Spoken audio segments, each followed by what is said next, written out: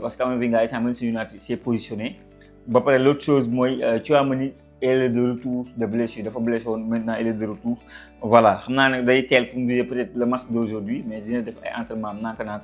donc côté Real info yooyu lañ fa am bu demee dem fële ci Arabie Saoudite mën nañu wax ne Cancelo à Barcelone c'est ay détails des parce que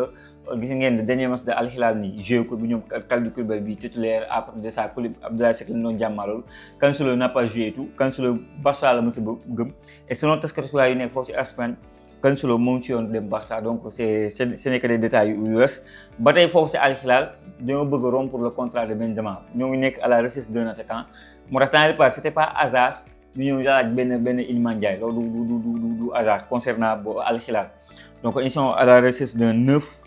voilà Benzema nag la ñu bëgg a libérer à voir ndax Inzaghi dina nangu ñu bàyyi Benzema parce que même lui door dernier match bi Benzema laal na penalty yam xam nga dugal ko et tout xam nga bon yeneen lu xamante ne bëgg naa ko wax Liverpool doon na jouer sans mais ce qui était intéressant mooy Como lañ doon dee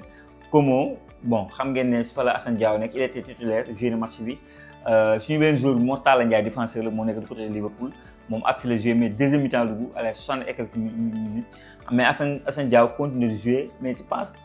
la question que je me suis posée l'autre jour mais Lamine Camara les performances yi muy def mën naa ko pourquoi ko def Sénégal ñu bëri dañu ma andil problème de positionnement quoi ñu ne ma Mohamed loolu problème de positionnement la c'est pas parce que nii voilà mais Assane Diao tu te dis que mais comment tu peux avoir ce joueur là qui a une énorme potentiel mais jëriñoo ko yow Sénégal quoi tu vas à la Coupe du Monde t'as un tel joueur qui est puissant qui est rapide xale insouciant utilisé aussi dara bon ça ne se comprend pas mais bon bref en tout cas t'es joué de match am mais Mor Talla je pense qu'il va progresser bon je pense qu'avec les Araujo surtout Virgil van Dijk dinañ ko jox beaucoup de conseils quoi donc conseils yu xamante ne dina ko mën a dimbali parce que c'est encore un jeune joueur qui découvre l'Europe donc loolu aussi Mor Talla Ndiaye pour ñuy yàkkamti sa gars yi nañ def nànk gars yi sans information réelle bi ma dégg dama leen fàtte wax ne waa ji xam ne dañ ko bëgg a jënd fële Isaac Alkmaar qui a 20 ans militaire Smith xam nga donc au Real Madrid il a 20 ans très bon joueur boy bi y a beaucoup d'équipes en Europe yu ko privilégié que ça soit en Premier League wala feneen ak Allemagne sax mais moom dafa privilégié Espagne y a même Barcelone qui est dans le dossier mais Barcelone dossier numéro 1 on sait que c'est Rodri donc waa Real Madrid donc dossier bi dañ ci wéet pour war a mën a jël benn Smith on dit que c'est un jeune pépite jeune talent on verra la suite le concernant gars yi bu ma jógee foofu je vais parler aussi de Martinez gardien de man gis ngeen ne Aston Villa jël na gardien ça veut dire que moom gardien argentin bi xamante ne jël na coupe du monde finaliste encore en coupe du monde et en partance du côté de la Juventus donc voilà Juventus ñoo koy baaxee Juventus defoon nañ fi ay offre yu xamante ne refusé woon nañ ko bàyyiwoon nañ dossier bi muy nelaw instant yi duggaat nañ ci dossier bi pour am le gardien argentin bi xamante ne voilà bu dee ay performance def na ko am na ay match de référence Sadio Mané démb gis ngeen ne joué nañu moom Sadio Mané ñoom ñoo doon 3-0 mu def fa benn passe bu rëy mais passe bi rëy na on peut le compter comme passe décisif mais le reste c'est du Joao Félix day moom lañ jox meilleur joueur de l'année dernière ma championnat Arabie Saoudite donc Cristiano Ronaldo changé na look def na benn genre xaw a teinte mais mu woon si tribune yi mais Sadio Mané est là donc pour joxe passe décisif loolu lu ñuy noter la parce que Sadio bu defee du baax rek dañ ko war a wax. di wax aussi concernant Jackson le match waa Chelsea joué nañ fi tamit démb Jackson n'a pas joué donc loolu day wane ne dafa nekk en partance donc gars yi nag actuellement ñoo ngi wax ne Aston Villa la ñu wax Atlético de Madrid ak yooyu loolu lañ fi wax ñu xamante ne ñoo ngi carrément sous le dossier et pourtant tout avait bien marché pour man prépa bu baax a def parce que Jackson gëj na def match de préparation yu baaxee nii il a mis tout le monde d'accord observateur supporter dirigeant ak keneen il a fait des performances maintenant waa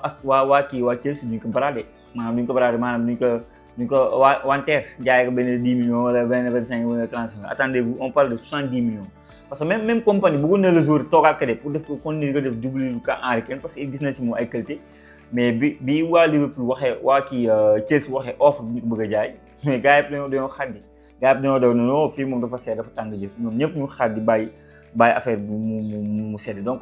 bu ma di keroog li naa seen i commentaires ñu bëri Jackson profil bi muy joué les équipes qui sont intéressées est-ce que baax na est-ce que baaxul gis naa ne Aston Villa am na ñu si d'accord am na ñu ne bu soobee mu toog Chelsea wane boppam donc ku nekk ak information par rapport ak Atlético Madrid gis naa si seen xalaat mais c'est toujours important sama genre yi ngeen ñuy doole du ñu jàppale dañu gën a yokk xam-xam ci commentaire yi. gars yi Vieira aussi démb je pense que information bi génn na xam man semaine bii rek wax naa ne vidéo bi moom li ma gëm bi ma gisee ne Marc dañu am coach pour man c'est Vieira. Donc on parle de 4 ans, on parle de 35 à 45 millions. Objectif, être finaliste si CAN bi di ñëw 2027 et se qualifier en Coupe du Monde 2030. Pour moi, c'est des objectifs yu xamante ne voilà. Maintenant, c'est à Vieira de nous convaincre. Hein. Nous, on est sceptique par rapport aux résultats yu ñu gis moom si club bi mu jaar yëpp, mais on est confiant quand même. On dit que c'est un ancien grand joueur qui connaît les codes du football, qui connaît le vestiaire et ce Sénégal-là, avec les profils yi fi nekk. Si tu management bu baaxee rek tu peux t'en sortir quoi doo fi sonn si boo amee management bu baax franchement avec l'équipe nationale du Sénégal avec les profils yi fi nekk non tu dois t'en sortir quoi moo tax Vieira je m'inquiète pas plus pas moins tant que y aura des matchs éliminatoires Coupe d'Afrique Éthiopie Mozambique ces matchs là pour moi il doit s'en sortir maintenant il doit se ñoo ngi wax ne adjoint mën na nekk Malick Daf je pense que Malick Daf mën na nekk Edou Bari mais Malick Daf même bu yoroon équipe nationale du Sénégal ça va marcher moo tax waxal na ko boppam. Donc un Malick Daf à côté de dina ko jox de précieux conseils et dina mën a galvaniser après le discours de Vieira su benn vestiaire benn Malick Daf mën na gën galvaniser joueurs yi xam c'est quoi l'amour du moyen quoi parce que voilà kii fi juddoo xam mbir yi donc voilà pour man mooy gën a mën a galvaniser mën a wax la réalité et le contexte africain et même les matchs de déplacement dem jouer ji benn Éthiopie dem jouer ji benn Mozambique les Vieira et consorts xam ñu loolu donc il faut le contexte il faut que kenn ku xamante ne nekk sa wet magee la dooleel la comme Gustave le fait avec Didier Deschamps donc pour man loolu si ça se fait en tout cas ñu am Malick Daf comme adjoint de Vieira c'est le top du top. Gars yi je vais te finir par Mamadou Diakhona qui a encore marqué benn but joxe pas décisif qui est là qui fait ses performances nekk suru xam entraîné moom laa doon wax dem ci vidéo entraîné yu métti si pendant les vacances. Donc ligne de mire objectif numéro 1 de Mamadou Diakhona c'est être appelé en équipe nationale du Sénégal ñam na ko mu neex bëgg ko bàyyi donc loolu c'est normal et man je suis tellement content pour lui que mu continuer dès le début de la saison tak la bi passe joxe na pas décisif là il marque dugal but joxe pas décisif c'est toujours intéressant gis ces joueurs Sénégal au plus haut niveau ñuy performer loolu c'est bon signe quoi donc mbokk yi damay général li mu nekkoon xibaar yi xamante ne bëgg naa partage ak yéen wax leen ne la nouvelle saison commence yéen ñi nga xam dina am problème foo leen saanee match yi yéen a fi tey seen bopp le numéro 5 bouge pas am na 6 mois am na 1 an prix yu xewale du càng du def dara xam nga nekk bitim réew nga nekk fii ci réew nga ko am le numéro c'est le 77 685 78 12 77 685 78